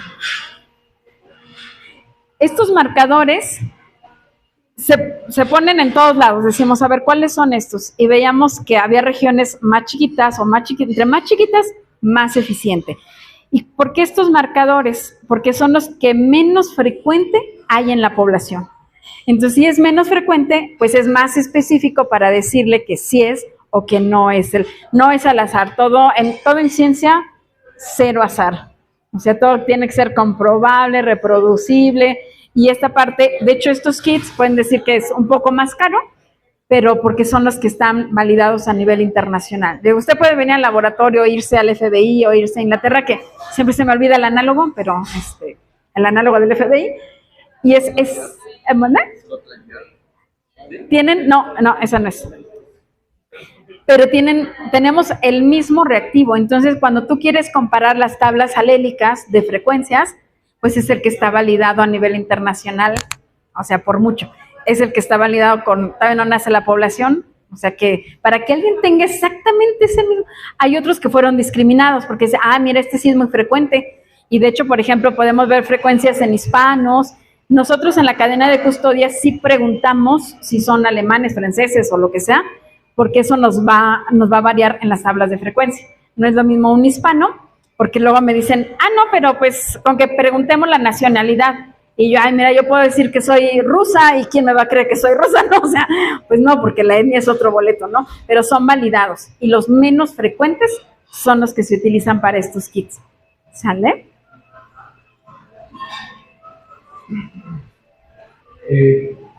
¿Cuánto tiempo puede servir una muestra de sangre, por ejemplo? O sea, hay una muestra de sangre de beneficio. ¿Cuánto tiempo pasa hasta que ya deje de ser útil? Esa pregunta ya me había salvado. Dije, ya me fui sin que me preguntaran esa. Esa es la pregunta más difícil. Porque la sangre, si yo le tomo muestra de sangre en un tubito, a la semana se va a echar a perder. Y eso pues ya no va a funcionar. En estas que están secas, puede durar años. No les digan a los jueces porque van a decir, pues tómela ahí ya que dure años el juicio. No. O sea, no sé si han visto los papeles filtros que hacen con los bebés del tamizaje neonatal en el taloncito. Son parecidos. Ahí, si ponemos la sangre, puede durar hasta ahorita, se tiene el promedio de hasta 30 o 40 años. Eso se puede quedar ahí. En las exhumaciones de cadáver tenemos algunos. Aquí va a depender cómo fue procesado el cadáver, cuánto tiempo tiene ahí resguardado, y puede pasar años y no pasa nada. No es lo mismo, siempre en los homicidios tenemos que preguntar, ¿fue adentro o fue afuera? Si fue afuera, los rayos UV ya degradaron el DNA. Y entonces eso nos va a meter ruido. Se va a degradar y ya no lo vamos a poder usar. Con la saliva se queda en el tubito, podemos poner, hay un medio de transporte que nos ayuda. Yo dejo el tubito con el cepillado que les hago y me puede durar ahí hasta 5 años sin problema. No les digan a los jueces, esto es top secret, o sea. Sí, pero un cepillo de la última vez que se usó. Ese también. Como se van ¿cada cuándo cambian sus cepillos de dientes? ¿Cada semana? Entonces tiene células de mucho tiempo y se va quedando ahí, Algunas veces, si nos llega a pasar que en el laboratorio, si tomamos de donde hay pasta, se nos va a inhibir la PCR. Entonces hay que saber abrir el cepillo, tomar de donde no hay pasta, y ahí se acumula lo que no saben. Para las pruebas, por ejemplo, de infidelidad, bueno, nos traen copas de vino, condón, todo lo que no se pueden hasta imaginar. Esa imagen no se las voy a dejar, pero podemos tenerla sin ningún problema, ¿no? O sea, y dura muchísimo, pero si está en la intemperie se va a degradar el DNA. Perdón, con esta pregunta que hacían, entonces el cepillo de dientes no se ve interferido con el material genético de bacterias. No pasa nada. No, ahorita te platico. Esté tranquilo. ¿Por qué no? Cuando nos dicen, no, es que aquí, es muy divertida con los jueces aquí se va a contaminar la muestra, mejor que la tomen en el laboratorio. Y yo digo, ¿y acaso no sabrá cuántas bacterias tenemos en la boca? Imagínense el zoológico que tenemos en la boca, y estos primers, justamente estos marcadores, son específicos para humano. Descarta, no necesita eso estar estéril, porque no es interferencia con bacterias, aunque tengamos 20,000, ahí, o sea, cero. Nada más va a identificar a estos marcadores que son para humano. Si queremos de bacterias, eso ya es otro boleto. Y de hecho, por ejemplo, para bacterias ocupamos otra tecnología que es ya secuenciación de siguiente generación, que somos los únicos en México. En México, ¿qué es eso? En una sola muestra podemos detectar virus, bacterias, hongos y parásitos. Obviamente para patógenos, nosotros nos dedicamos a la parte clínica, con cualquier patógeno clínico. Entonces el médico puede traernos heces fecales, lavado bronquial, lo que sea, podemos detectarlo. Pero eso ya brincamos. Ahorita justamente estamos mandándoles a los médicos esta educación para que sepan qué es la metagenómica, porque ya secuenciación es otro boleto. Dicen, es que eso qué, cómo, y luego los antibiogramas, y no, ya eso ya no se usa, espérame. O sea, ya brincamos a otro boleto. Y ahí sí podemos detectar, imagínate en heces fecales, tenemos todo lo normal, más lo no normal, y la bioinformática nos permite discrepar en las bacterias que no son patógenas y separar las otras. Y podemos detectar hasta genes de resistencia. Ese panel está bien padre. A ver, acá tenían. Ay, no crean que vengo a bailar, Pero... adelante. A ver, lo voy a pasar para acá para no pegar. Va. Tengo dos preguntas. O sea, una es sobre la técnica y otra es un ejemplo. Empezaré con el ejemplo. Si, por ejemplo, el supuesto padre, o sea, no existe, no hay nada de evidencia de él, o sea, está desaparecido, digamos. Y lo pienso como un tema como los desaparecidos, o por ejemplo, como alguna, no sé, como para alguien que tiene mucho dinero y el hijo ya murió, pero la persona quiere reclamar una herencia o algo, es como válido hacerlo al papá del supuesto padre, o en ese caso, ¿qué sería? Y de la técnica, o sea, si entendí bien, entonces, o sea, esto que tú haces es como un proceso de secuenciación del ADN completo. No. Es solo un fragmento, ¿no? Por lo que entiendo. Y bueno, lo que preguntaron de los marcadores, ya también me lo preguntaba, pero ya ahorita lo explicaste, ¿no? Okay. Pero ya técnicamente como en el aparato, o sea, el aparato te saca esos 24 marcadores, ¿no? O sea, como la tirita te los entrega, ¿tienen que hacer ustedes todo un trabajo de investigarlo o cómo es ahí? Sí, ¿tu formación de qué es? Ah, muy bien. No, nada más para saber, Ay, perdón. Les pregunto la formación para ver qué tan heavy me pongo, porque luego la idea es que me entiendan este pedacito. En la secuenciación no secuenciamos todo el genoma, eso sale caro. Bueno, ahora ya sale más barato, antes era $1 por cada nucleótido y tenemos 3 billones, imagínense eso, ¿no? Ahora sale muy barato, o sea, tan barato que les puedo decir que sale en 15,000 pesos, o sea, realmente para un análisis clínico donde tu bebé se está muriendo, o sea, no es nada, ¿no? Con la parte técnica, lo que nosotros vemos con esos fragmentos, lo que vamos a medir es el tamaño. Y entonces en el equipo no secuenciamos ya la letra por letra. hay un programa que nos permite secuenciar y nada más nos va dando los pares de bases. Entonces, de este marcador, porque se mete por colores, por fluoróforos, de este marcador tienes tantos repetidos, de este marcador tantos repetidos, y se va haciendo por un capilar completamente diferente para cada muestra. De tal manera que ya después del análisis ya podemos saber cuáles son los repetidos. Ojo, porque hay laboratorios que lo hacen manual, y entonces si tú te equivocas en la escala, le puedes poner un repetido 8 y era a lo mejor un 10, y entonces ya andas diciendo que no es el papá cuando manualmente tú te equivocaste. El equipo que nosotros tenemos es la última generación y está todo automatizado. O sea, entra al carrusel, se mete y la persona ya no hace la interferencia para automatizar todo. Es un equipo y luego pasa a la computadora. Y en la computadora se van haciendo, son unos electroferogramas así medio grandes, que de hecho no venía preparada, pero también se los enseñé a los jueces. Perdón, no les dije que de dónde venían, a qué se dedicaban. ¿Tú a qué te dedicas, perdón? ¡Ay, qué bonito! Muy bien. Este público sí está nutrido, miren. Esta no se les puse a los jueces, ¿eh?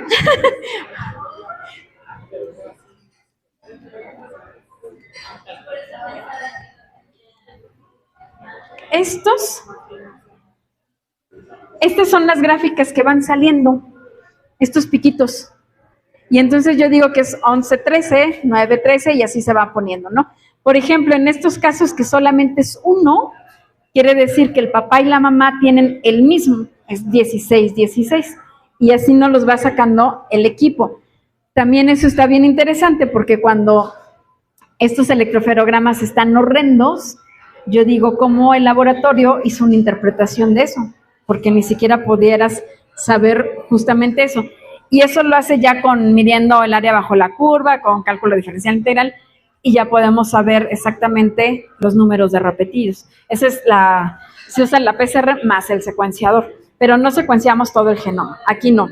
Nada más me voy a los pedacitos específicos. Es como si Amazon entregara a todos lados, no, nada más entrego en estas direcciones, porque pues, si entrego ya no acabo, ¿no?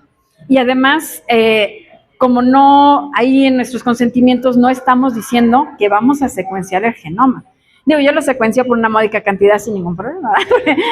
Eso es otro equipo que se llama secuenciación de siguiente generación. Ese ya, para la otra que me inviten, ese ya está heavy. Ya hablamos de otro boleto, porque eso, sin la parte bioinformática, estamos perdidos. La cantidad ingente de datos, o sea, es espantosísima. Sí, la verdad es que la bioinformática sí vino a revolucionar toda la parte de muchas cosas, no nada más en la parte clínica, no a eso me dedico, pero ahorita con la parte de metagenómica, que si luego nos siguen en YouTube, ahorita vamos a lanzar una serie que le llamamos una serie fuera de serie, que es toda la metagenómica de cómo estos genes de resistencia no nada más tiene que ver con el paciente hospitalizado, sino con el ganado, con las granjas, con las aguas negras, o sea, todos es un ecosistema. Y hay microsistemas en los intrahospitalarios. O sea, el Ángeles no tiene el mismo bicho que tiene el ISSSTE, porque son micro, o sea, hay bacterias espantosísimas y no hay manera de sacarlas. O sea, la verdad es que son impresionantes, nos han ganado. Y los virus también, o sea, sí están, pero sí, esa es a grosso modo la parte técnica. ¿Sale? ¿Alguna otra duda? Se van con... ¿No? Del papá, sí. Ahí, ¿qué es lo que pasa? Es que si hay una herencia de por medio, entonces el juez puede ordenar inclusive, si no existe, ordenarle al abuelo que se presente. Si no existe el abuelo, pues el tío. Entonces el tío también, porque tiene el mismo cromosoma Y. Que no existe, que es una niña y no tiene cromosoma Y. Dices, oye, la molamos. Pues nos vamos con el cromosoma X. Y ahí nada más es el X, esos marcadores son del X, pero tenemos que tener al abuelo, a la abuela materna, a la abuela paterna y poder hacer, y a la mamá, para poder hacer el match. Si no, no lo podemos hacer. O sea, esa es una buena pregunta. Podemos hacer varios marcadores en varios cromosomas, solo el cromosoma Y para varones o solo el cromosoma X para mujeres. Tenemos ahí varias alternativas, ¿no?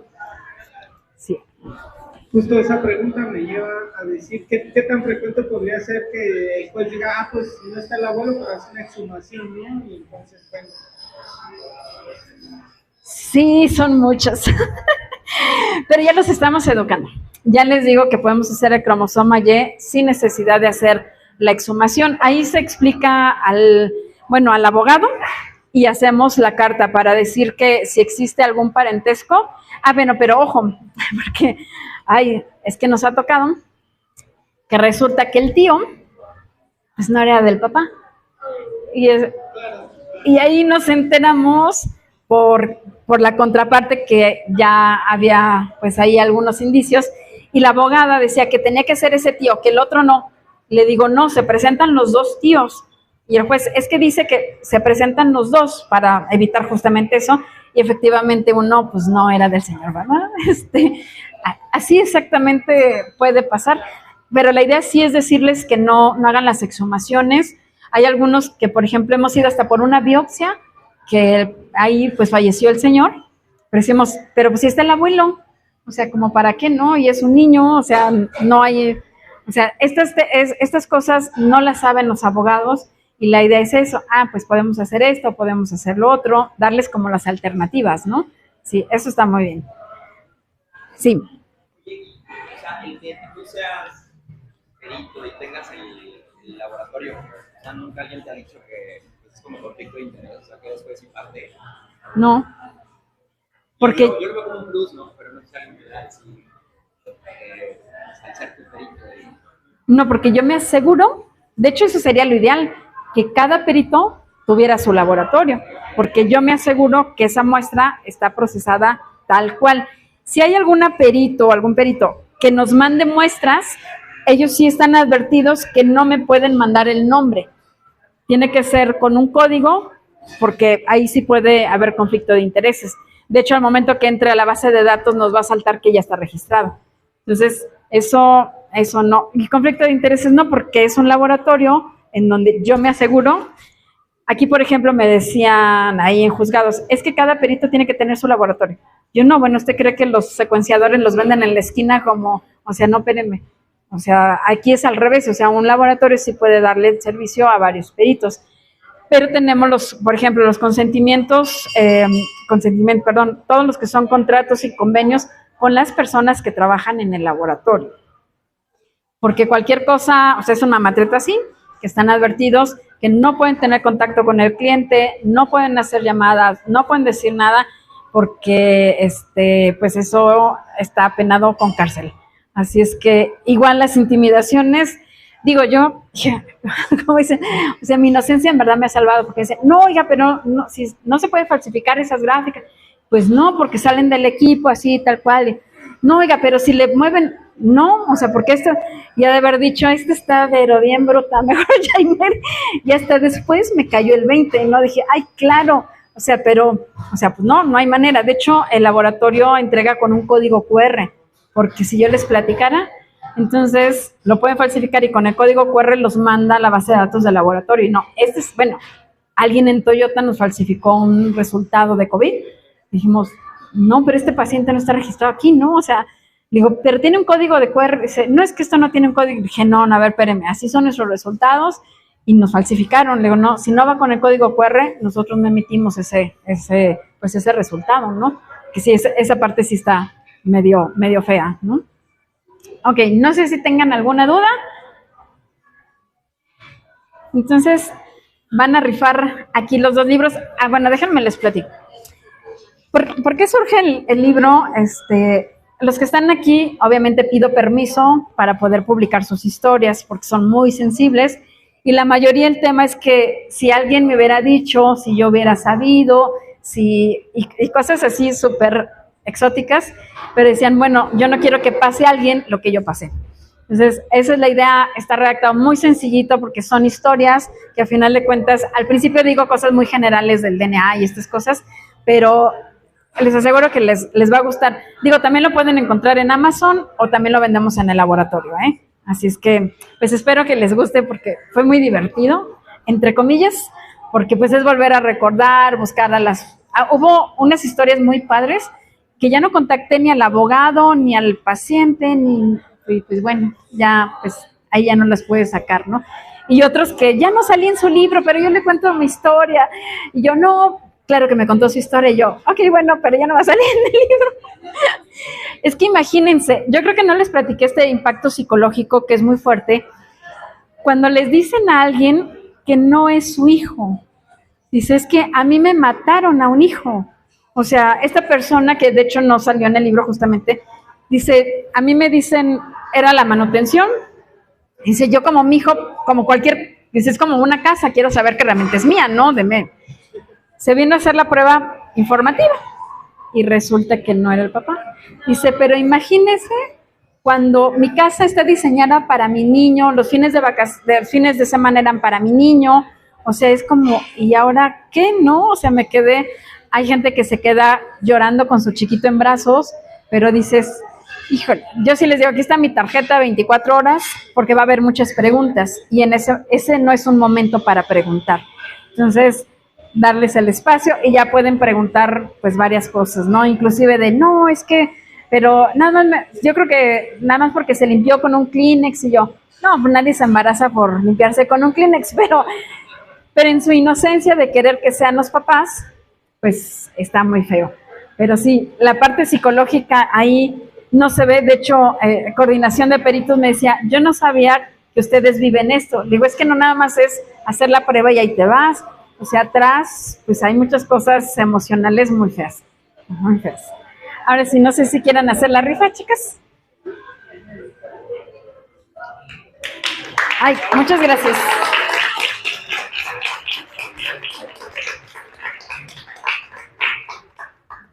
Necesito agüita.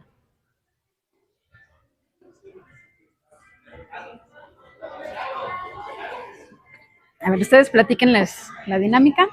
Ay, me quito este. Muchas gracias. Y no sé si quieras poner. Te paso el micrófono, porque si no, no vas a escuchar. Muchas gracias. Bueno, pues aprovechando, le damos otro fuerte aplauso a la doctora, que su plática estuvo sumamente amena.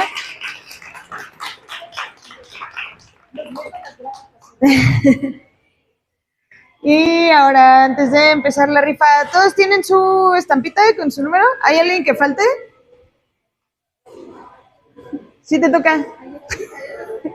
¿Sí tienen? ¡Ah! Elige uno de los tres. Sale, vale. Entonces, ¿ya? Sale. Entonces ahí va. Imagínense ruidos de tambores así. Excelente público el de hoy. Vamos a crear 3 números aleatorios. Los primeros dos, van a salir los 3 números aquí. Los primeros 2 son para los chicos y el tercero es para una bolsita de las. ¿Así les dije los premios? Creo que no, ¿verdad? No. Ah, bueno. Una disculpa bien sincera. Tenemos 2 de estos libros increíbles de la doctora que espero que luego pasen porque el chisme se ve bastante bueno. Y una muy bonita, coqueta y preciosa bolsa de la Sociedad de Científicos Anónimos. Entonces, ahora sí.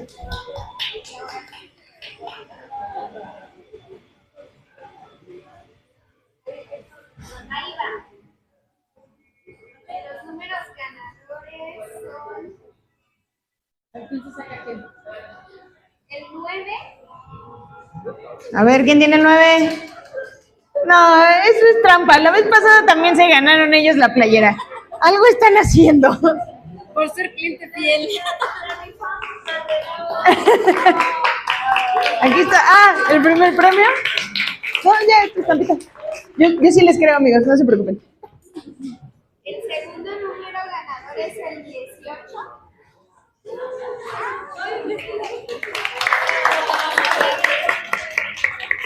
Aquí con la señorita interventora. Y ahorita sí voy a pasar a tomarles una foto con su regalo, amigos? Para las redes sociales. Y el tercero y último es el 19. está la bonita bolsita.